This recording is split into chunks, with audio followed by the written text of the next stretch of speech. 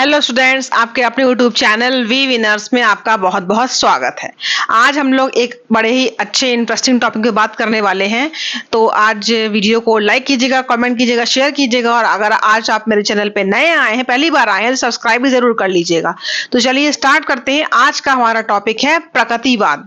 प्रकृतिवाद को हम लोग पूरा डिटेल में देखने वाले हैं। देखिए, प्रकृतिवाद, ठीक है। तो प्रकृतिवाद को आज हम लोग देखेंगे, इसका मीनिंग देखेंगे, इसके डेफिनेशंस को देखेंगे, ठीक है। और इसके बारे में थोड़ा सा बेसिक जानकारी और लेंगे ताकि आपको आज इंट्रोडक्शन में अच्छे से समझ में आ जाए कि प्रकृतिवाद क्या है।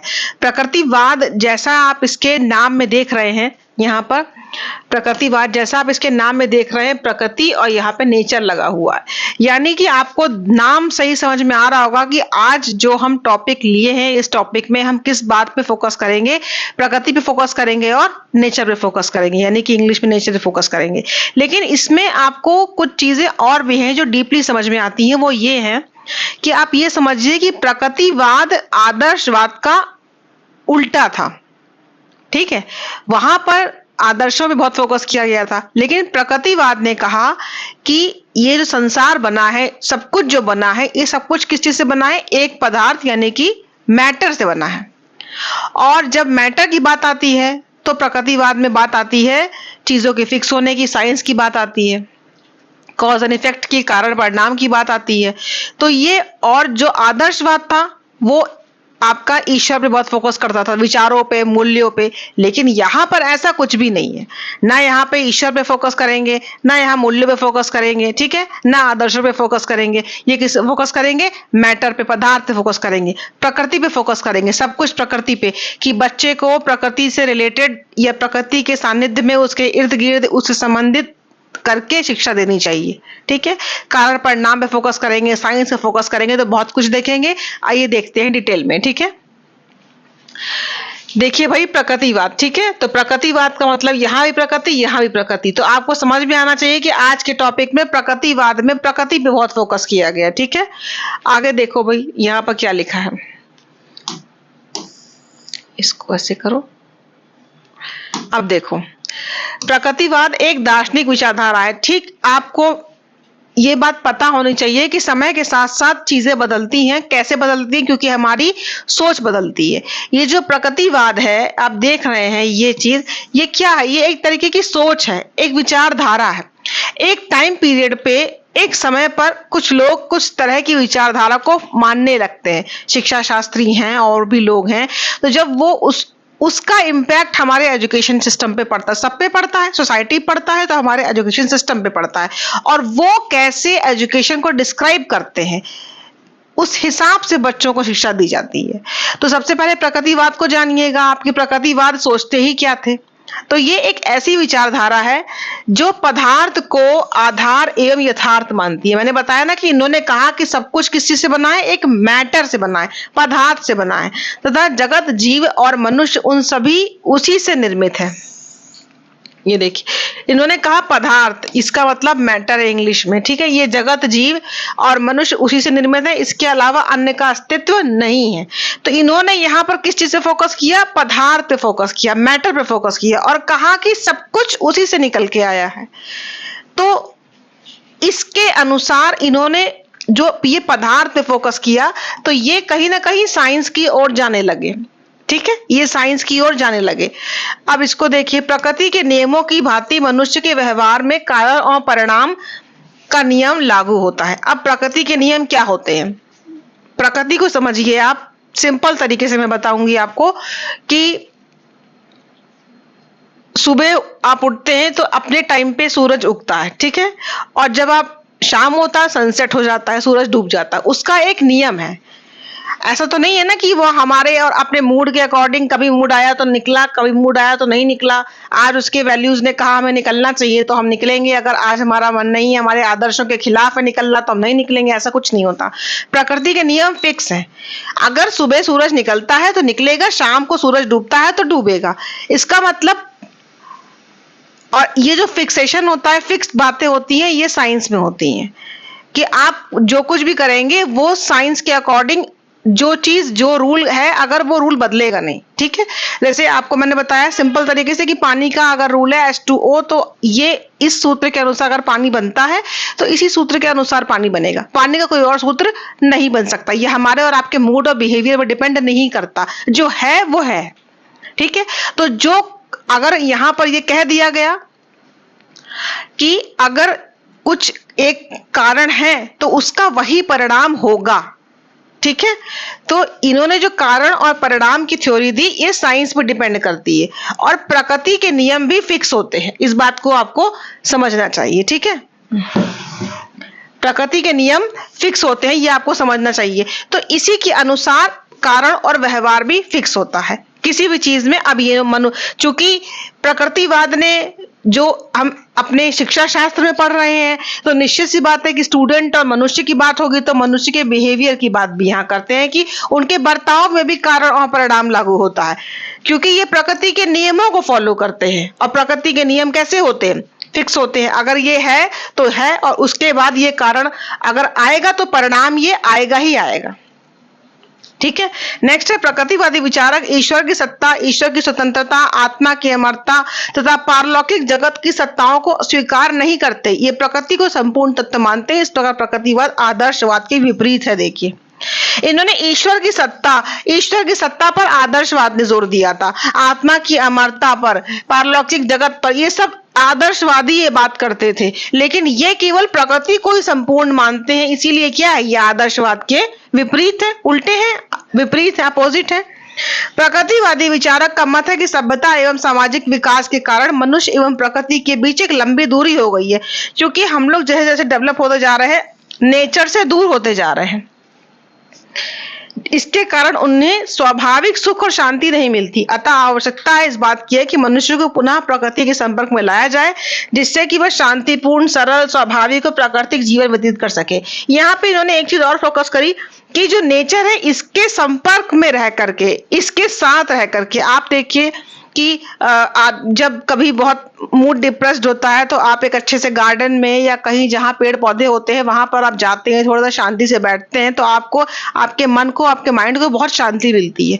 ये जो एक शांति का माहौल है, जो एक स्वाभाविक और प्राकृतिक जीवन जीने का जो माहौल है, ये अब हम भूलते जा रहे हैं, क्योंकि अब हम क्या कर रहे हैं, प्रकृति से काफी दूर हो गए, बहुत डेवलपमेंट हो गया है चीजों का, तो हम दूर हो गए। तो हमें अब प्रकृति के नजदीक जाना होगा। यानी कि शिक्षा पे अगर इम्पैक्ट देखें तो उन्होंने कहा कि बच्चों को प्रकृति के संपर्क में लाके उसके सहारे से शिक्षा देने का प्रयास करना चाहिए, ठीक है। अब आप देखिए, ये आपको प्रकृतिवाद का नॉर्मल मीनिंग मैंने आपको बता दिया, आगे प्रकृतिवाद क्या है। क्योंकि प्रकृतिवाद ने शिक्षा को कैसे डिस्क्राइब किया है, पहले आपको ये जानना जरूरी है कि प्रकृतिवाद आखिर है ही क्या, वो क्या कहता है अपने बारे में, ठीक है। आगे देखें, देखो भाई, अब इसकी परिभाषाएं आपको अपने एग्जाम में जरूर लिखनी है। मैं आपको बार बार बोलती हूँ क्योंकि परिभाषाओं से मार्क्स बहुत अच्छे मिलते हैं। तो परिभाषाओं को पढ़िए, परिभाषाओं को आप जरूर स्क्रीनशॉट लीजिए, नोट कीजिए, जैसे आपको इच्छा करे। थॉमस एवं लैंग के अनुसार प्रकृतिवाद आदर्शवाद के विपरीत मन को पदार्थ के अधीन मानता। मन माने यहाँ पर माइंड है, देखिए,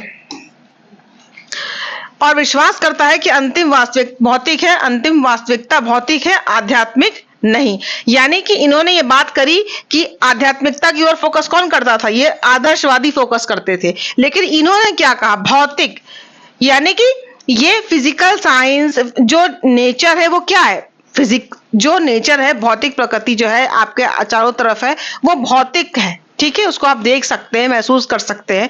आध्यात्मिकता को पक्ष दिया था आदर्शवाद ने। तो इन्होंने कहा कि आदर्शवाद के विपरीत मन को पदार्थ के अधीन मानता है, क्योंकि इन्होंने मैटर से ही पूरी दुनिया को बना माना। और इन्होंने कहा कि अंतिम वास्तविकता, यहाँ पर ट्रुथ क्या है, जो आपका अंतिम सत्य इन्होंने माना भौतिक, यानी कि स्पिरिचुअलिटी को इन्होंने कोई महत्व नहीं दिया, जो कि आदर्शवादी थे। क्योंकि ये आदर्शवादी के उल्टे थे, इन्होंने कहा सब कुछ भौतिकता है और पदार्थ से बना है। थॉमस एम लैंग की परिभाषा काफी अच्छी है, नेचुरलिज्म को अच्छे से एक्सप्लेन कर रही है, ठीक है। हॉकिंग महोदय का भी इस तरीके से परिभाषा देखिए, प्रकृतिवाद तत्व मीमांसा का वह रूप है जो प्रकृति को ही संपूर्ण वास्तविकता मानता है, अर्थात यह प्रकृति से बढ़ के कोई वस्तु अथवा परलोक को नहीं मानता।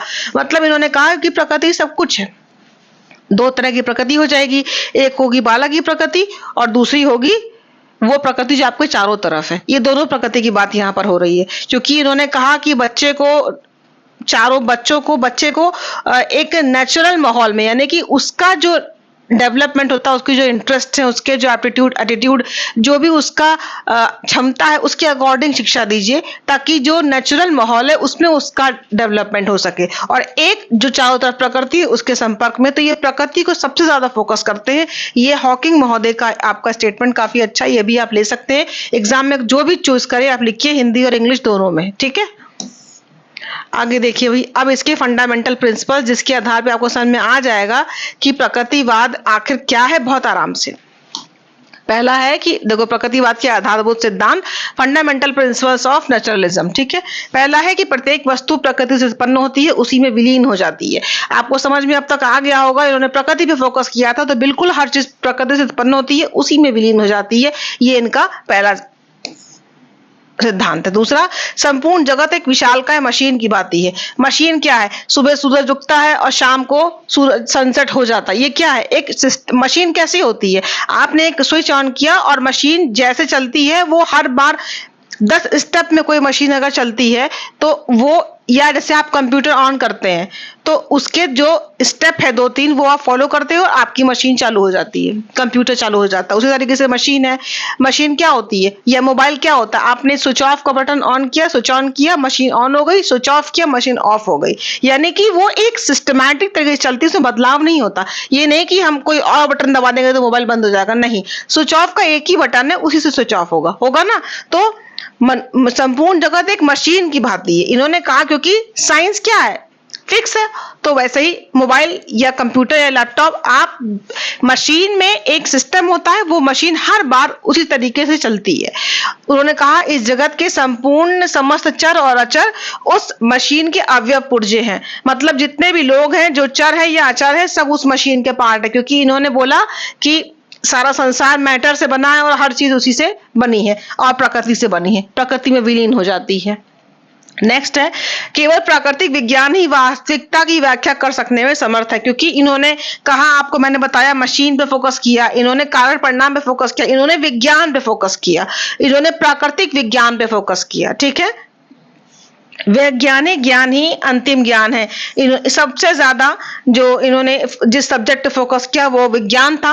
इन्होंने कहा कि वैज्ञानिक ज्ञान ही अंतिम है और विज्ञान के अतिरिक्त कोई ज्ञान, दार्शनिक ज्ञान विश्वसनीय नहीं है। क्योंकि साइंस जो है वो कॉज एंड इफेक्ट, कारण और परिणाम का बेस्ट उदाहरण दे सकता है। तो इन्होंने कहा, इन्होंने साइंस पे बहुत फोकस किया था, इसीलिए कहा था कि प्राकृतिक विज्ञान ही हर चीज को एक्सप्लेन कर सकते हैं। और वही क्या है?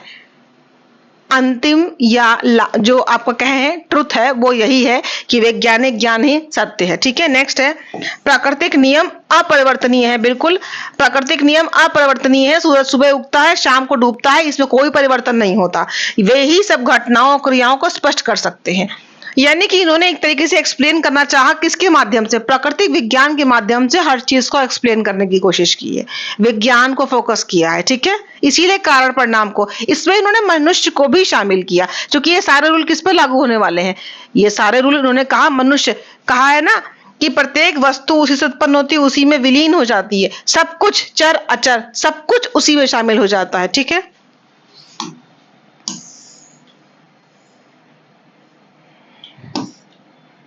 देखो, ज्ञान तथा सत्य का आधार इंद्रियों द्वारा प्राप्त अनुभव है। जो आपको नाक, कान, आंख, मुंह, स्किन से जो आपको ज्ञान मिलता है, वो क्या है? वो ज्ञान का और सत्य का आधार है। क्योंकि जो साइंस होता है वो प्रमाण मांगता है, साइंस को हम प्रमाण से महसूस करते हैं। तो जब तक कोई चीज हमारे आंखों से, हमारे कान से, हमारे मुंह से, हमारे स्किन से, हमारे नाक से हमें प्रमाणित ना हो जाए, तब तक हम उसको नॉलेज नहीं कहेंगे, उसे हम ट्रुथ नहीं कहेंगे, नॉलेज ये सत्य नहीं कहेंगे, ज्ञान नहीं कहेंगे।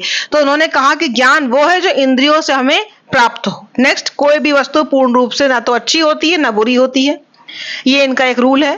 दूसरा, परलोक, आत्मा की अमरता, मोक्ष, नैतिक प्रवृत्ति, जन्मजात अंतरात्मा, दैवी चमत्कार, ईश्वर की कृपा, प्रार्थना शक्ति और ईश्वर इच्छा की स्वतंत्रता सभी तत्वहीन और निराधार है। ये सब मानव की मात्र कल्पना और भ्रम है। आपको अच्छे से पता होना चाहिए कि परलोक, आत्मा की अमरता, मोक्ष, नैतिक प्रवृत्ति, जन्मजात अंतरात्मा, दैवी चमत्कार, ईश्वर की कृपा, ये सब आदर्शवाद मानता था और प्रकृतिवाद आदर्शवाद की विपरीत था। इसीलिए इसने कहा कि ये सब क्या है, तत्वहीन और निराधार है, ये सब मानव की मात्र कल्पना है, क्योंकि ये आदर्शवाद के विपरीत थे इनके विचार। नेक्स्ट है कि मनुष्य के सांसारिक जीवन की भौतिक दशाओं को विज्ञान की खोजों और मशीनों के आविष्कारों ने बदल दिया है। क्योंकि ये विज्ञान पर बहुत फोकस करते थे, इसीलिए उन्होंने कहा कि भौतिक दशाओं को विज्ञान की खोजों ने और मशीन के आविष्कारों ने बदल दिया है। तो आपको यहाँ पर अब तक इतनी चीजों के बाद समझ में आ चुका होगा अल्टीमेटली कि प्रकृतिवाद ने जिस चीज पर फोकस किया क्या था। प्रकृतिवाद ने कहा कि जो संसार है, हर चीज है, वो मैटर से बना है, ठीक है। और नेक्स्ट बात ये कि इन्होंने जो प्रकृति के नियम थे, विज्ञान के नियम थे, वो बताए और कारण परिणाम के नियमों को भी लागू किया किस पर, मनुष्य पर। और कहा कि सब चीजों का ज्ञान इंद्रियों के माध्यम से होता है और जो हमारा विज्ञान है यही हर चीज को एक्सप्लेन कर सकता है। और यहाँ पर बालक की प्रकृति और हमारी वो प्रकृति जो भौतिक प्रकृति है, यानी कि पेड़ पहाड़ ये सब चीजें, और बालक की प्रकृति का मतलब उसकी इच्छा, उसकी आकांक्षा, उसका जो इंटरेस्ट है उस पर फोकस किया, ताकि बालक को ऐसी शिक्षा दी जा सके जो उसके मनोवैज्ञानिक दशाओं के अनुकूल हो और प्राकृतिक वातावरण में प्रदान की जाती हो। ठीक है, तो उम्मीद करते हैं प्रकृतिवाद क्या है और इसके क्या सिद्धांत है, क्या परिभाषाएं हैं, आपको एकदम क्लियर हो गया होगा। मिलते हैं नेक्स्ट वीडियो में। जय हिंद।